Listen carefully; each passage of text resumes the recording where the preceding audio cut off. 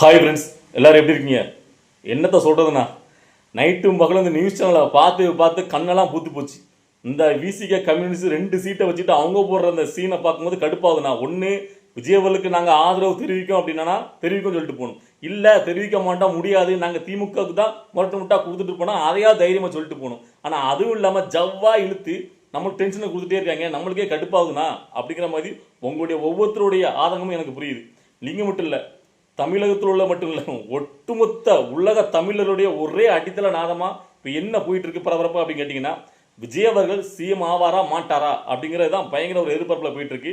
இப்போ நான் பேசிட்டு இருக்க டைம் இந்த வீடியோ எடிட் பண்ணி போடுற நேரத்தில் கூட ஏதாவது சேஞ்சஸ் நடக்கலாம். ஏன்னா ஒவ்வொரு நிமிஷமும் திக்குன்னு ஒவ்வொரு விஷயமா அதிரடியாக வெளியே வந்துட்டு இருக்கு. ஸோ அதில் என்ன பொறுத்த வரைக்கும் நான் ஆணித்தரமாக சொல்கிறேன், விஜய் அவர்கள் தான் தமிழ்நாட்டுடைய முதலமைச்சர். அதில் எந்த ஒரு மாற்று கருத்தும் கிடையாது. நான் அடித்து சொல்கிறேன், என்ன அதை கொஞ்சம் தள்ளி போகும், வேற என்ன சித்து விளையாட்டினாலும் இங்கே நடக்காது. அது ஏங்கிறத நான் இந்த வீடியோவில் ஃபுல்லாக சொல்கிறேன். ஃபுல்லாக பாருங்கள், ஓகேவா? அதாவது இப்போ ஃபர்ஸ்ட் இது வந்து பார்த்தீங்கன்னா விஜய் அவர்களுக்கு ஏதோ ஒரு பிரச்சனை கொடுத்தாங்க. விஜய் அவர்கள் என்னதான் ஜெயிச்சாலும் அவர் வந்து பார்த்தீங்கன்னா 2 சீட்டுக்கு அங்கே போய் நிற்காரு பார்த்தீங்களா அப்படின்னு நிறைய பேர் அதை காமெடியாக வீடியோ போட்டிருக்கான். நல்லா ஒன்று புரிஞ்சுக்கிடுங்க, விஜய் அவர்களுக்கு இது பிரச்சனையே கிடையாது. விஜய் அவர்கள் யார், தாம் பலம் என்னங்கிறத சிங்கிள் மெஜாரிட்டியாக நிரூபிச்சார் மனுஷன். 108 சீட்டு வாங்கி இதுக்கு முன்னாடி இங்கே காலங்காலம் ஆண்டுகிட்ட கட்சியில் அடித்து மூலையில் உட்கார வச்சுட்டாரு. அதுவே அவருக்கு பெரிய ஹிட். ஸோ இதனால விஜய் அவர்களுக்கு எந்த ஒரு பிரச்சனையுமே கிடையாது. செக் யாருக்கு வச்சிருக்காருன்னு கேட்டிங்கன்னா, DMK ADMK VCK communist. DMK ADMK என்ன செக்குன்னு கேட்டிங்கன்னா, இவ்வளோ நாளாக பிஜேபி உள்ளே வந்துடும், நாங்கள் டெல்லிக்கு எனக்கு தான் ஃபைட்டு அப்படின்னு திமுக ஸ்டாலின் அவர்கள் சொன்னார்ல. இப்போ பரம எதிரிகளான அதிமுக ஒன்று சேருது அப்படின்னா, நீங்கள் இவ்வளோ நாளாக நீங்கள் சொன்ன கொள்கை என்ன, உங்களுடைய வாக்குறுதிகள் என்ன, மக்கள் எதுக்காக உங்களுக்கு ஓட்டு போட்டாங்க, திமுகவுக்கு எதுக்காக ஓட்டு போட்டாங்க, அதிமுக எதுக்கு ஓட்டு போட்டாங்க. ஸோ இந்த மாதிரி அப்போ உங்கள்கிட்டலாம் ஒரு மண்ணங்கனி கிடையாது. உங்களுக்கு சுயலாபத்துக்கு ஏதோ தேவைன்னா நீங்கள் 2 பேரும் ஒன்று சேர்ந்துருவீங்கன்னா மக்கள் அப்போ இவ்வளோ நாள் ஏமாத்துறீங்களா? ஏன்னா அதிமுகவுடைய முதலமைச்சர் இதுக்கு முன்னாடி இருந்தால் மறைந்த முன்னாள் முதலமைச்சர் ஜெயலலிதா அவர்களுடைய சேலையை சட்டமன்றத்தில் உருவாங்க திமுக. இது வரலாறு. அவ்வளோக்குள்ள ஆவணப்படுத்திட்டு மைனாரிட்டி திமுக வாய் முழுக்க சொல்லிட்டு இருந்த ஜெயலலிதா அவர்கள் அந்த கட்சியில் அம்மா சொல்லிட்டு இருக்கிற அவர் இபிஎஸ் எடப்பாடி பழனிசாமி எந்த இதில் 2 பேரும் ஒன்று சேராங்க போகிறாங்கிறது நம்மளுக்கு புரியல. ஆனால் அந்தளவுக்கு மானங்கட்டத்தனமாக 2 பேர் கூட்டணி அமைக்கிறாங்கன்னு வச்சுருங்களேன், மக்கள் அவங்களுக்கு சரியான ஒரு செருப்பையை கொடுப்பாங்க. அவ்வளோதான். ஏன்னா இவ்வளோ நாளாக மக்கள் உங்களுக்கு ஓட்டு போட்டாங்கல்ல, எதுக்காக ஓட்டு போட்டாங்க? திமுக ஓட்டு போட்டாங்களா? அப்போ கேனீங்களா? அதிமுக எதுக்காக ஓட்டு போட்டாங்க? திமுக அதிமுக மேலே வச்சு வெறுப்பு, அதிமுக திமுக மேலே வச்சு வெறுப்பு. நீங்கள் அவங்கள வந்து பாஜக அடிமை சொல்கிறது, அவங்கள வந்து பார்த்தீங்கன்னா நீங்கள் திட்டுறது, இப்படி மாறி திட்டிட்டு இருந்தீங்கல்ல. ஸோ இப்போ 2 பேரும் ஒன்றா செய்கிறீங்கன்னா அப்போ மக்கள்லாம் என்ன கேனீங்களா அப்படிங்கிற ஒரு மாதம் மக்கள் முன்னாடியே தோலுரிச்சு காட்டியிருக்காரு விஜய் அவர்கள். இன்னொன்று எங்கன்னு கேட்டிங்கன்னா, நல்லா பாருங்கள், இவ்வளோ நாளாக விசிகே கம்யூனிஸ்டுடைய அடித்தள நாதம் என்ன அப்படின்னு கேட்டிங்கன்னா, சமூக நீதி, மக்கள் எல்லா மக்களுக்கும் எல்லாம் கிடைக்கணும், அதுக்காக தான் எங்களுடைய வாழ்க்கையை நாங்கள் அர்ப்பணிச்சுட்டு இருக்கோம், மத சார்பற்ற கூட்டணி தான் நாங்கள் ஆதரவு தெரிவிப்போம், எந்த காலத்திலும் மதவாத சக்திகளுக்கு நாங்கள் தமிழகத்தில் இடம் கொடுக்க மாட்டோம், ஆட்சியும் அதிகாரத்திலும் பங்கு பெறணும், இப்படிலாம் கோஷங்கள் முழக்கங்களாக விட்டாங்கல்ல. இன்னைக்கு அதையெல்லாம் பண்ணுறது தானே விஜய் அவர்கள் ரெடியாக இருக்கார்ல. அப்போ நீங்கள் அங்கே போயிருக்கலாம்ல. இப்பவும் அவர் விஜய் அவர்கள் ஆன்டி பிஜேபி தானே கையில் எடுத்துருக்காரு. அப்புறம் ஏன் போகாமல் உங்களுக்கு என்ன தடுக்குது? அப்போ நீங்கள் உண்மையிலே மக்களுக்கான அரசியலை பண்ணலையா? அப்போ நீங்கள் கடைசி வரைக்கும் திமுகவுடைய ஒரு அடிவடியாக செயல்படணும்னு ஆசைப்படுறீங்களா அப்படின்னு சொல்லிட்டு உங்கள் கட்சிக்குன்னு தனியாக எப்போ கொள்கை கோட்பாடெலாம் கிடையாதா அப்படின்னு ஏகப்பட்ட கேள்வியில் இப்போ மக்கள் எல்லாரும் அரசியல் உற்று நோக்கிட்டு இருக்காங்களா, எல்லாரும் கேள்விக்கு ஆரம்பிச்சிட்டாங்க. ஸோ அதனால் இப்போ விசிகே கம்யூனிஸ்ட் திருடனுக்கு தேல் கூட்டமே ஆயிடுச்சு. இப்போ என்ன முடிவெடுக்கிறதுன்ட்டு. ஸோ இதை எல்லாமே விஜய் அவர்கள் செக்காக இவங்களுக்கு வச்சிருக்காரு. விஜய் அவர்களை பார்த்து நீங்கள் எல்லாரும் பார்த்தீங்கன்னா இவ்வளோ நாளாக குறை சொல்லிட்டு இருந்தீங்களா, அவருக்கு என்னடா கொள்கை இருக்குது, கொள்கை கிடையாது, கோட்பாடும் கிடையாது அப்படி விமர்சனம்லாம் இன்னைக்கு செருப்படியில் போய் சொல்லியிருக்காரு. அதாவது அவர் இப்போ இங்கே திமுக அலையன்ஸ் தான் இவ்வளோ நேரம் அவர் கேட்டுட்டு இருக்காரு. அதாவது தனக்கு தேவையான இடங்களுக்கு நீங்கள் வாங்க ஆட்சேபிக்க அப்படின்னு சொல்லிட்டு அவங்ககிட்ட தான் பேசிகிட்டு இருக்காரு. அவர் இந்நேரம் கொள்கை கிடையாது அப்படின்னா என்டி அலையன்ஸில் அவர் போய் கேட்டிருந்தா இன்னத்துக்கு அவர் சிஎம்மாக இருப்பார். ஆனால் அந்த மனுஷன் பண்ணலை. பதவிக்காக நம்ம கொள்கை எதிரி பாஜகன்னு சொல்லிட்டு அந்த கூட்டணியில் போய் நம்ம கைவிடக்கூடாது. அதனால் அவர் பொறுமையாக எடுத்துட்டு இருக்காரு. என்ன பொறுத்த வரைக்கும் நான் என்ன சொல்ல கேட்டிங்கன்னா, நீங்கள் அதெல்லாம் பார்க்காதீங்க தளபதி அப்படி தான் நான் சொல்லுவேன். ஆனால் அவர் தன் கொள்கையில் உறுதியாக இருக்கார். இப்போ இதெல்லாம் சரி ரைட்டு, எப்படி விஜய் அவர்கள் முதலமைச்சர் ஆவார்? இப்போ போயிட்டு இருக்க சூழ்நிலை பார்த்தீங்கன்னா, கவர்னரே வந்துட்டு நேற்று என்ன சொல்லியிருக்காரு, அதாவது பெரும்பான்மை இல்லை விஜய் அவர்கள்ட்ட, தேவை கேட்ட பெரும்பான்மை இல்லை, அதனால பெரும்பான்மையோட திமுக வந்தால் கூட நான் ஆட்சி அமைப்பேன் அப்படின்னு சொல்லிட்டார்ல. இந்த இதில் எப்படி விஜய் அவர்கள் முதலமைச்சர் ஆவார் அப்படின்ட்டு நீங்கள் சொல்கிறீங்க அப்படின்னு நீங்கள் கேட்குறதே எனக்கு புரியுது. நல்லா ஒன்று பாருங்கள், கவர்னரே இப்படி சொல்லலாமா? முதல்ல நான் கேட்குறேன், முதல்ல யார் வந்து அதிகமான இடங்களை பிடிச்சிக்கலாம், அவங்கள தான் ஆட்சி அமைக்க வைக்கணும். சட்டமன்றத்தில் அவங்க தங்களுடைய பெரும்பான்மை நிரூபிக்கணும். ஓகேவா?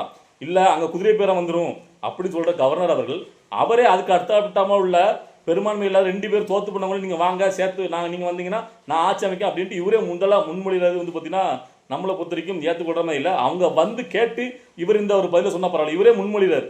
அப்போ இவருக்கே தேவைக்க ஆட்சி அமைக்கிறதுல விருப்பம் இல்லை கவர்னருக்கு எப்போ தனிப்பட்ட விருப்புன்னு கேட்டிங்கன்னா பிஜேபியோட இதாக தான் அவர் இருக்கார். அதனால அவருக்கு வந்து பார்த்தீங்கன்னா பிஜேபி சொல்கிறது கேட்காரு. ஏன்னு கேட்டிங்கன்னா பிஜேபி இவ்வளோ நாள் விஜய் மேலே இவ்வளோக்குள்ள விருப்பம் காட்டலை. எப்போ காட்ட ஆரம்பிக்கிங்கன்னா காங்கிரஸ் கூட சேர்ந்துச்சுல்ல, சேர்ந்த உடனே காங்கிரஸ்காரங்க விஜய் மேலே தோளில் துண்டை போட்டாங்க, காங்கிரஸ் துண்டை. அதை பார்த்தது தான் தமிழ்நாட்டை இப்போ ஒரு ஆடிட்டாரு. நம்ம வந்து காங்கிரஸை அடிச்சு நொறுக்கிட்டு இருக்கும்போது காங்கிரஸை வளர விடுற மாதிரி இப்படி விஜய் சேர்ந்துட்டாருங்கிற கோபம் பிஜேபிக்கு வந்துட்டு தலைமைக்கு. ஸோ அதனால தான் பார்த்தீங்கன்னா இப்போ இங்கே சிக்கல்லாம் நடந்துட்டு இருக்கு. சரி, இந்த வகையில் இப்போ ஏடிங்க டிஎம்கே மானங்கடத்தனமாக ஒன்று சேர்ந்து அதிமுக எடப்பாடி பழனிசாமி முதலமைச்சராக்குங்க, நாங்கள் ஆதரவு கொடுக்கோம், திமுக எதிர்கட்சியாக இருக்கும் அப்படின்னு ஒரு சமநிலைக்கு வந்து இவங்க வந்து கவர்னர்கிட்ட போயிட்டாருன்னு வச்சுடுங்களேன்.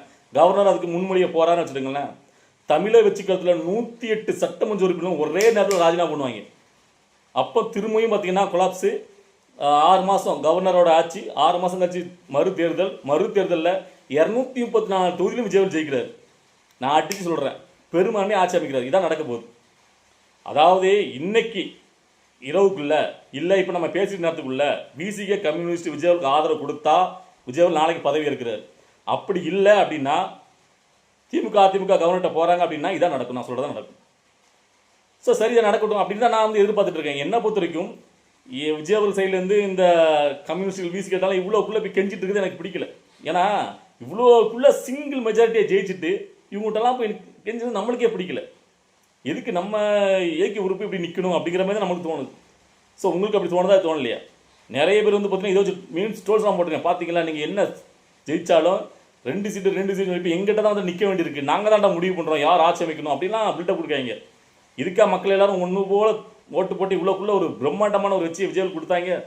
இந்த எவ்வளோக்குள்ள இவங்க எல்லாரும் பார்த்தீங்கன்னா பரம எதிரில் இருந்தால் அதிமுகவும் திமுகவும் ஒன்று சேர்றதுக்கு என்ன காரணம் அப்படின்னு கேட்டிங்கன்னா அதுக்கு ஒருத்தர் பின்னாடி வந்து வேலை செஞ்சிருக்காரு. அதையும் நம்ம அந்த துரைந்தரையும் இந்த இடத்துல நம்ம பேச போகிறோம். யாருன்னு கேட்டிங்கன்னா சூப்பர் ஸ்டார் ரஜினிகாந்த் அவர்கள். அதாவது இப்போ எல்லாருக்கும் என்ன பிரச்சனை கேட்டிங்கன்னா, நேற்று வந்த சின்ன பையன் முதலமைச்சர் ஆகிட்டான், நம்மளாம் தோக்கடிச்சிட்டான், இவன் முதலமைச்சராகி இவங்ககிட்ட போய் முதல்வரே அப்படின்னு நம்ம நிற்கணுமா அப்படி ஒரு ஈகோ எல்லாருக்கும் உருவாயிருக்கு. அது குறிப்பாக ரஜினிகாந்த் அவர்களுக்கு. ரஜினிகாந்துக்கு விஜய் அவர்கள் அரசியல் வந்ததுலேருந்து பிடிக்கல. அவர் ஜெயிக்கக்கூடாது, அவர் ஜெயிக்க மாட்டார் நினச்சிட்டு இருந்தார். இப்போ மிகப்பெரிய ஒரு எச்சை பெற்ற உடனே அதை அவரால் ஜீரணிக்க முடியல. ஸோ அதனால் ஸ்டாலினுக்கு இந்த ஐடியாவை, அதாவது அதிமுக அப்படி இருக்குது, நீங்கள் வந்து 2 பேரும் ஒன்று சேருங்க, அவங்க வந்துட்டு ஆட்சி அமைக்கிட்ட நீங்கள் எதிர்க்கட்சியை செயல்படுங்க, எந்த காலத்துலையும் இவனை விட்டுறாதீங்க அப்படிங்கிற மாதிரி ஒரு இதாக தூதுவனாக போயிட்டு துரைந்தர மாதிரி செயல்பட்டு ஸ்டாலின் அளவுக்கு இந்த அறிவுரையை வழங்கி இப்போ அது போயிட்டுருக்கு. நான் கேட்குறேன் ரஜினிகாந்த் கிட்ட, ஏன் இந்த எச்ச பிழப்புன்னு கேட்குறேன். தமிழ்நாட்டு மக்கள் உங்களுக்கு அப்படி என்ன குறை வச்சாங்க? என்னையா குறை வச்சாங்க? கண்டக்டராக இருந்தவர் நீங்கள் இங்கே வந்தீங்க, சினிமா துறைக்கு வந்தீங்க, செயலை காட்சி நடிச்சிங்க, உங்களுக்கு அவ்வளோக்குள்ள அன்பு ஆதரவு கொடுத்து உங்களுக்கு சூப்பர் ஸ்டார் இந்த பட்டத்தையும் கொடுத்து கோடி கோடியாக பணத்தையும் கொடுத்து 3 தலை நாள் சுற்றி சேர்த்து, ஸோ இவ்வளோக்குள்ள கொடுத்த மக்களுக்கு இந்த ரஜினிகாந்த் அவர்கள் என்ன திருப்பி பண்ணார்? என்னையா பண்ணீங்க? ஒரு ஸ்கூல் நடத்துங்க, அந்த ஸ்கூலில் கூட அவ்வளோக்குள்ள ஃபீஸ் ஒரு யாருக்கும் ஒரு எல்லளவுக்கும் பார்த்தீங்கன்னா எந்த ஒரு நன்மையுமே பண்ணல. விஜயகாந்த் அவர்கள் இங்கே சம்பாதிச்சனா அவர் எவ்வளோ நன்மை பண்ணியிருக்காரு. நீங்கள் என்ன எத்தாவது அதாவது பாட்டில் மட்டும் ஒரு துளி உயர்வைக்கு 1 பவுன் தங்க காசு கொடுத்தது தமிழ் அல்லவா? என்னத்தை அவ்வளோக்குள்ள பண்ண தமிழ்நாட்டுக்கு என்னத்தை பண்ணீங்க? எல்லளவும் பண்ணல இந்த மனுஷன். ஆனால் இப்போ தமிழ்நாட்டு மக்கள் எல்லாம் ஒரு மாற்றத்தை வேணும் அப்படின்னு எதிர்பார்த்து ஒன்று சேர ஓட்டு போட்டு ஜெயிக்க வச்சா இவர் வந்து அதை கெடுக்கிற விதமாக இவர் இடையில உட்காந்துக்கிட்டு தில்லாண்டி வேலையில் யாருக்கு தெரியாது அப்படின்னு நினச்சிட்டு இருக்காரு. நான் அன்னைக்கே போட்டேன் இந்த வீடியோவை, எப்போ விஜயவில் ஆன்லைன் போய் சந்தித்தாரோ அன்னைக்கே ஸ்டாலின் லெவலில் ரஜினி சந்திக்காரு அப்படின்னு நான் போட்டேன். ஏன்னா அந்த உள்கத்தில் நமக்கு அப்படியே தெரியும். ஸோ இப்போ இவர் தான் ஏஜெண்டாக வேலை பார்க்காரு. இபிஎஸ்க்கு இங்கே ஸ்டாலினுக்கு இடையில தூது வரா. ஏன்னா அவங்களுக்குள்ள ஈனமான நம்மளை தாண்டி நம்மளுக்கு அடுத்த தலைமுறையில் உள்ள ஒருத்தன் அந்த சினிமாவையும் நம்மளை தோக்கடிச்சிட்டா, அரசியல் நம்ம நினைச்சதை விடையும் பயங்கரமான ஒரு இடத்துக்கு போயிட்டான்னு பொறாம வெஞ்சன்ஸ். ஏன்னு கேட்குறேன், நீங்கள் பண்ணும்போது யாராவது தடுத்தாங்களா? நீங்கள் பயந்து போய் ஓடுறீங்க. உங்கள் ரசிகர் மேலே நம்பிக்கை இல்லை, உங்களுக்கு தோத்துறோன்னு பயம், அதுக்கு உடல்நிலை சரியில்லைன்னு சொல்லிட்டு ஒரு பம்மாத்து காட்டிட்டு இன்னும் படத்தில் உட்காந்து நடிச்சிட்டு இருக்கீங்க. இன்னும் திமுகவுடைய கொத்தடிமையாக இருக்கீங்க. அவரும் தைரியமாக வந்தார், தான் மக்களை தன் ரசிகர்கள் நம்பினார், இன்னைக்கு ஜெயிச்சிருக்காரு. உங்களுக்கு என்ன வந்திருக்குன்னு கேட்குறேன். ஸோ ஒரு தமிழ்நாட்டுடைய ஒரு மகனாக நம்மளுக்கு வந்து ரஜினிகாந்த் பண்ணுறதை பார்க்கும்போது உண்மையிலேயே நமக்கு அவ்வளோக்குள்ள எரிச்சலை ஏற்படுத்துறது. இந்த மனுஷன் ஏன் எப்படி இருக்காருன்னு இனிமேல்லாம் ரஜினிகாந்த் வந்து மக்கள் புறக்கணிச்சிருவாங்க. இனிமேல் அவ்வளோதான். ஏன்னா நீங்கள் இவ்வளோக்குள்ளே வந்து பார்த்தீங்கன்னா வெஞ்சன்ஸ் எடுத்து இல்லைன்னா இப்போ என்ன இதுக்கு இப்போ போயிட்டு அவர் வந்து பார்த்தீங்கன்னா ஸ்டாலின் அவர்களை சந்திக்க போகிறாரு கேளுங்களேன். துக்கத்திலே அவர் வந்து சந்திக்காரார். நம்புற மாதிரியா இருக்கு. இப்படி தான் நீங்கள் நல்லா பார்க்கணும். விஜய் அவர்களை யார் யாரெல்லாம் எதிர்த்து நிற்காங்களோ அரசியல் அவங்களோட நட்பு பாராட்டுவார். சீமான் இந்த ஆளை கேட்காத கேள்வியா நாக்கா பிடிக்கிற மாதிரி கேட்டார். ஆனாலும் விஜய் அவர்கள் அரசியல் வந்ததுக்கப்புறம் சீமான் எடுத்துக்க சீமானை கூட்டு வச்சு அரவணைப்பு. ஏன் இந்த புத்தி வயசாக எல்லாருக்கும் பார்த்தீங்கன்னா பெருந்தன்மையும் ஒரு நல்ல புத்தி வர சொல்லுவாங்க. ஆனால் இவருக்கு குறைஞ்சிக்கிட்டே போகுது. ஆனால் ஒன்று நல்லா புரிஞ்சுங்க, தமிழ்நாட்டு மக்கள் எவ்வளோக்குள்ளே ஒருத்தர் மேலே அன்பு வைக்கிறாங்க, எவ்வளோக்குள்ளே ஒருத்தரை பிடிச்சி போயிட்டா தூக்கி வச்சு கொண்டாடுறாங்களோ அந்த அளவுக்கு பிடிக்காமல் போயிட்டுனா தர்ற மட்டமாக தூக்கி போட்டு இப்போ பாருங்க. சரி, ஓகே, இப்போ பரபரப்பாக போயிட்டுருக்கு. இன்னும் பார்த்தீங்கன்னா விசிக கம்யூனிஸ்ட் அவங்களுடைய அந்த முடிவுன்னு அறிவிக்கல.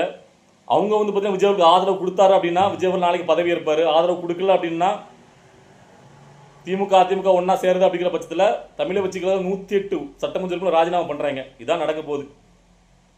ஸோ என்ன நடக்க போகுதுங்கிறத நானும் உங்களை மாதிரி பார்த்துட்டு அடுத்தடுத்த கட்ட அரசியல்களை பார்த்துட்டு என்னுடைய வீடியோ வரும். வெயிட் பண்ணுங்க. ஓகேவா?